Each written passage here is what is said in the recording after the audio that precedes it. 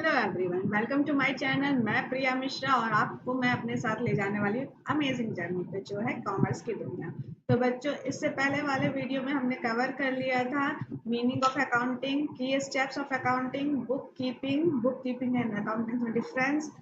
And हमने ये भी देखा था कि अकाउंटिंग जो है वो साइंस और आर्ट्स दोनों होती है। तो आज हम जो देखने वाले हैं वो है अकाउंटेंसी और अकाउंटिंग में डिफरेंस। तो चलिए बिना देर करते हुए हम अकाउंटिंग और अकाउंटेंसी में डिफरेंस देखते हैं।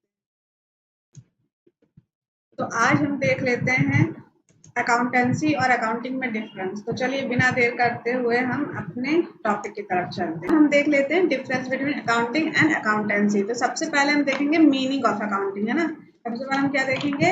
Meaning of accounting. तो मीनिंग ऑफ अकाउंटिंग क्या है? Accounting is the process of recording, classifying, summarising, presenting, interpreting the financial information of an organisation. ठीक है, अकाउंटिंग क्या होती है?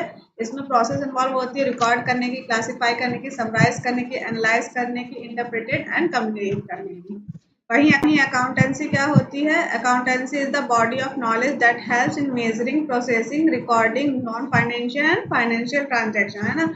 ये स्टडी होती है अकाउंटिंग की, जो हमको हेल्प करती है क्या? मेजर करने में, प्रोसेस करने में, रिकॉर्ड करने में financial and non financial transaction को। ठीक है, जैसे मान लो एक हम एग्जांपल लेते हैं कि अगर एक बेकरी की शॉप है जिसमें डेली बेसिस में सेल्स, परचेज, एक्सपेंस हो रहा है, उसको हम क्या कर लेंगे? अकाउंटिंग के अंदर आ जाएगा। अगर मान लो वही बेकरी की शॉप में हम एक प्रोफेशनल को रखते हैं जो हमारा फाइनेंशियल रिकॉर्ड्स को मेंटेन करे और सिस्टमेटिक वे में लिखे, तो वो क्या करेगा? उस चीज़ की पढ़ाई करेगा, स्टडी करेगा अपने स्किल्स को और नॉलेज को डेवलप करने के लिए। तो ये क्या हो गया? अकाउंटेंसी के अंदर आ गया।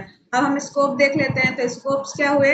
स्कोप्स अकाउंटिंग का नैरो स्कोप होता है और अकाउंटेंसी का वाइडर होता है। तो वाइडर कैसे होता है? रूल्स एंड प्रिंसिपल्स को यूज करते हैं, प्रैक्टिस करते हैं। तो ये सब हो गया क्या? वाइडर हो गया। अकाउंटेंसी वाइडर हो गया और अकाउंटिंग नैरो स्कोप हो गया। डिपेंड, तो अकाउंटिंग जो होती है वो सिर्फ डिपेंड होती है किसमें? बुक कीपिंग में। लेकिन अकाउंटेंसी बुक कीपिंग और अकाउंटिंग दोनों में डिपेंड होती है। ठीक है। एक्सप्लेन, तो accounting is the nature of work performed, है ना। इसमें वर्क परफॉर्म्ड होता है और ये क्या है? प्रोफेशन है। अकाउंटेंसी क्या है? एक प्रोफेशन है। Accounting is opt as a profession concerned with. तो इसमें क्या होता है? इसमें सिर्फ प्रैक्टिकल पार्ट होता है। अकाउंटिंग में प्रैक्टिकल पार्ट होता है और अकाउंटेंसी में थ्योरी और प्रैक्टिकल दोनों आते हैं। अब बेस्ड ऑन, तो किस में बेस्ड रहती है? अकाउंटिंग जो है वो बेस्ड रहती है अकाउंटेंसी के नॉलेज में, है ना। Accounting is the concept that is totally based on the knowledge of accountancy. और अकाउंटेंसी क्या क्या है? Accountancy is a field of knowledge. ठीक है, ये फील्ड है नॉलेज की, that is considered to be root of accounting. ठीक है। फोकस में क्या होता है कि अकाउंटिंग जो है वो मेनली फोकस होती है किस पे? रिकॉर्डिंग ऑफ डेली ट्रांजैक्शन और क्रिएटिंग रिपोर्ट ऑन इट। ठीक है। और अकाउंटेंसी क्या होता है? वो प्रिंसिपल में फोकस होती है। ठीक है, प्रिंसिपल उसमें फोकस होती है। टूल्स क्या होगा? टूल्स होगा फाइनेंशियल स्टेटमेंट और मेजर टूल्स ऑफ अकाउंटिंग। तो अकाउंटिंग का सब मेजर टूल क्या है? फाइनेंशियल स्टेटमेंट बनाना। और अकाउंटेंसी का क्या है? टेक्निक्स एंड प्रिंसिपल उसके मेन टूल्स हैं। ठीक है, तो ये हो गया बच्चों difference between accounting and accountancy. Next topic है ऑब्जेक्टिव ऑफ अकाउंटिंग। तो फर्स्ट ऑब्जेक्टिव क्या है कि जो ट्रांजैक्शन है उसको सिस्टमैटिक मैनर में रिकॉर्ड करना। सेकंड है प्रॉफिट एंड लॉस कैलकुलेट करना। थर्ड हो गया फाइनेंशियल पोजीशन दिखाना। ठीक है, और लास्ट है इंफॉर्मेशन देना वेरियस पार्टीज को अपने बिजनेस की। ठीक है, नेक्स्ट टॉपिक है accounting as a source of information. तो हमने पहले पढ़ा था accounting is a language of business. तो कैसे है? क्यों है लैंग्वेज ऑफ बिजनेस? क्योंकि ये प्रोवाइड करती है इंफॉर्मेशन हमारे कंपनी के बारे में, परफॉर्मेंस और पोजीशन के बारे में किसको? जो हमारे कंपनी में इंटरेस्टेड होते हैं, जैसे कि stakeholder including managers, investor, creditors. ठीक है, इन सबको इंफॉर्मेशन देती है डिसीजन लेने में। इंफॉर्मेशन कैसे देती है? तो एक रहता है फाइनेंशियल स्टेटमेंट, उसके अंदर आ जाता है इनकम स्टेटमेंट और बैलेंस शीट। सेकंड होता है रिपोर्ट एंड एनालाइज करना, जो कि मैनेजमेंट इंफॉर्मेशन होती है। ठीक है, कहते हैं कि this information is important for किस किस के लिए है? मैनेजमेंट के लिए। क्यों? डिसीजन लेने के लिए। इन्वेस्टर के लिए, इन्वेस्टमेंट डिसीजन लेने के लिए कि वो पैसा लगाए कि नहीं लगाए। क्रेडिटर्स के लिए भी जरूरी रहती है। जैसे क्रेडिटर्स क्या होगा? मान लीजिए हमारे बैंक होगा, बैंक से हमको लोन लेना है, तो वो पहले हमारी फाइनेंशियल कंडीशन देखेगा तब हमको लोन देगा। ठीक है, फॉर एम्प्लॉयज के लिए, क्योंकि इन्हें अपनी जॉब सिक्योरिटी और बेनिफिट्स के लिए इंफॉर्मेशन की जरूरत पड़ती है। ठीक है, नेक्स्ट हम देख लेते हैं कि यूजर कौन कौन है। तो यूजर दो तरह के होते हैं बच्चों, इंटरनल यूजर और एक्सटर्नल यूजर। इंटरनल यूजर में आ जाते हैं owner, partners, proprietors, management, employ and workers. ये सब हमारे हो गए क्या, इंटरनल यूजर। एक्सटर्नल में आ जाएंगे banks, bankers, creditors, customers, government and society. ये सब हो गए हमारे एक्सटर्नल यूजर में। नेक्स्ट टॉपिक है बच्चों हमारा branches of accounting. Branches of accounting हमारा नेक्स्ट टॉपिक है, जो कि यहाँ पे हम कुछ ब्रांचेस ऑफ अकाउंटिंग पढ़ेंगे। फर्स्ट हमारा financial, second management and third cost accounting. ठीक है, अब फाइनेंशियल अकाउंटिंग क्या होता है, तो इसमें इंक्लूड होता है क्रिएशन, एनालिसिस एंड प्रेजेंट करना फाइनेंशियल स्टेटमेंट को, है ना। इसमें क्या क्या बनेगा, income statement,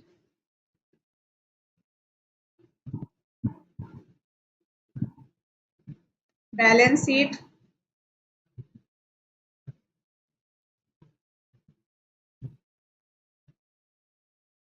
balance sheet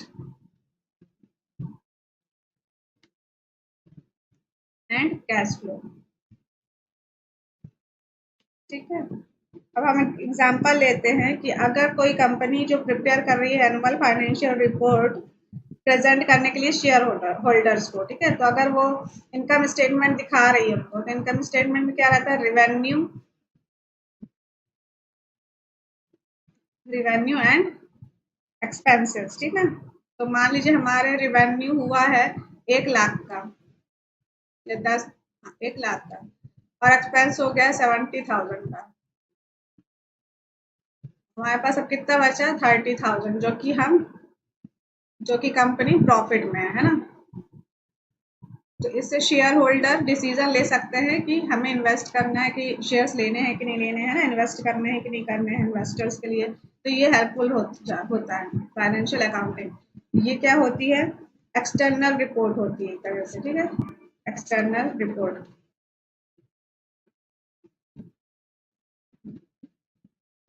external report होती है फॉर इन्वेस्टर्स के लिए जो डिसीजन ले सकें। ठीक है, अब ये जो वर्ड्स है रेवेन्यू, एक्सपेंसेस, इसको हम बाद में पढ़ेंगे, इसलिए अभी टेंशन मत लीजिएगा, ये सब क्या है। ठीक है, नेक्स्ट है बच्चों मैनेजमेंट अकाउंटिंग। तो मैनेजमेंट अकाउंटिंग क्या है, management accounting refers to that branch of accounting which concerned with presenting the accounting information in such way that help management in planning and controlling। ठीक है, मैनेजमेंट अकाउंटिंग वो branch of accounting है जो management को help करती है plan और control करने में बिजनेस के ऑपरेशंस को। ठीक है, तो इंटरनल रिपोर्टिंग होती है, इंटरनल रिपोर्टिंग। फाइनेंशियल अकाउंटिंग क्या होती है, एक्सटर्नल, है ना। फाइनेंशियल अकाउंटिंग होती है एक्सटर्नल, मैनेजमेंट अकाउंटिंग हो गई इंटरनल। इसमें लीजिए हम बजट, कॉस्ट एनालिसिस, ये सब करेंगे। और हम एक एग्जांपल ले लेते हैं कि अगर एक फैक्ट्री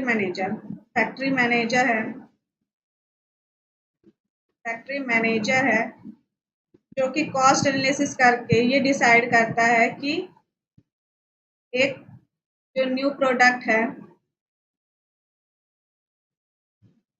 उसकी कॉस्ट कितनी रखी जाए, है ना। अगर वो 15 रुपये रखता है तो ये इंफॉर्मेशन पर यूनिट है, 15 रुपीज पर यूनिट है, तो ये इंफॉर्मेशन कौन लेगा, मैनेजर लेगा।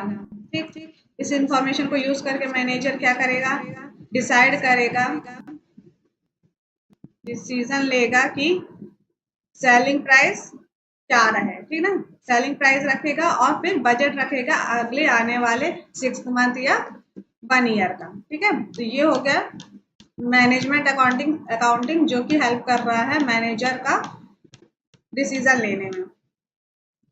थर्ड है हमारा क्या, कॉस्ट अकाउंटिंग। थर्ड है हमारा कॉस्ट अकाउंटिंग। ये क्या कह रहा है, the process of accounting for cost being with recording income and expenditure और based on which they calculate and ends with the preparation of periodic statement and report for ascertaining and controlling cost। Cost accounting दो तरह की होती है, direct and indirect.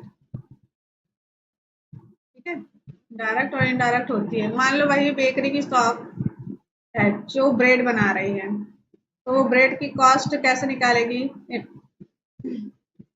पर bread, ठीक है, पर ब्रेड। तो पहले वो डायरेक्ट चार्जेस देखेगी, एक्सपेंसेस देखेगी। तो डायरेक्ट कैसे होगा, डायरेक्ट कैसे होगा, जैसे कि लेबर चार्जेस उसने लगा लिया 2 रुपए, ठीक है, पर ब्रेड। और इनडायरेक्ट चार्जेस होगा, जो इक्विपमेंट्स यूज कर रहे हैं उसके डेप्रिसिएशन हो गई, यूटिलिटीज हो गई है ना, ये सब होगा, तो उसने लगा लिया 1 रुपये उसको।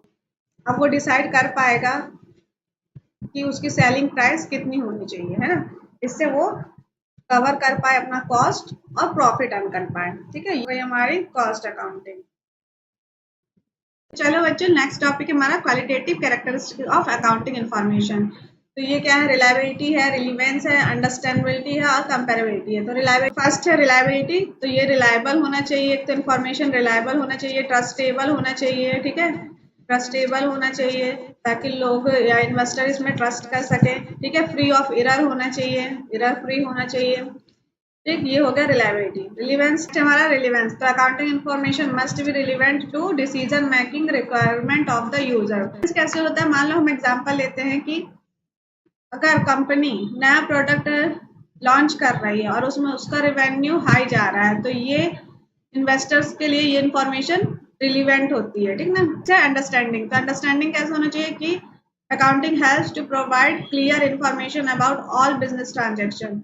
तो इसमें क्या होगा कि अकाउंटिंग जो है वो क्लियर, एक तो क्लियर होनी चाहिए, सिंपल होनी चाहिए, अगर कॉम्प्लेक्स भी ट्रांजैक्शन है कोई से तो उसके नीचे नरेशन होनी चाहिए ताकि यूजर समझ सके उसको, ठीक है, तो अंडरस्टैंडेबिलिटी होनी चाहिए। फिर अगर कंपेयर करने में तो प्रिंसिपल्स और रेगुलेशन एक ही यूज होंगे तो हमें डिफरेंट कंपनी में कंपेयर करने में आसानी होती है ना, तो कंपैरिजन हो पाता है। तो proper accounting records relating to various cost, gross, net and profit etcetera can be compared as such accounting helps in inter company और इंट्रा कंपनी, ठीक है। नेक्स्ट है हमारा एडवांटेज ऑफ अकाउंटिंग। अब इसके फायदे क्या क्या है, तो एक तो ये कंप्लीट और सिस्टमैटिक रिकॉर्ड देती है, ठीक है, सेलिंग प्राइस डिटरमाइन कर लेते हैं इससे हम, वैल्यूएशन ऑफ इंटरप्राइजेस निकाल लेते हैं, ठीक है ना, ये लोन लेने में भी हेल्प करती है ना। ये अकाउंटिंग क्या होती है, एविडेंस भी होती है कोर्ट में दिखाने के लिए, अगर कभी कोई डिस्प्यूट्स होगा तो हमें ये एविडेंस का काम भी करती है, ठीक है, in accordance with the law. Inter company और इंट्रा कंपनी में कंपैरिजन करने में हेल्प करती है, ठीक ना, ऑडिटिंग करने में फैसिलिटेट है और इफेक्टिव मैनेजमेंट होता है।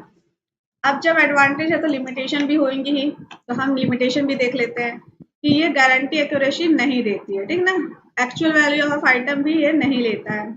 Accounting ignore qualitative elements, accounts can be manipulate किया जा सकता है, फ्रॉड हो सकता है इसके साथ, ठीक ना।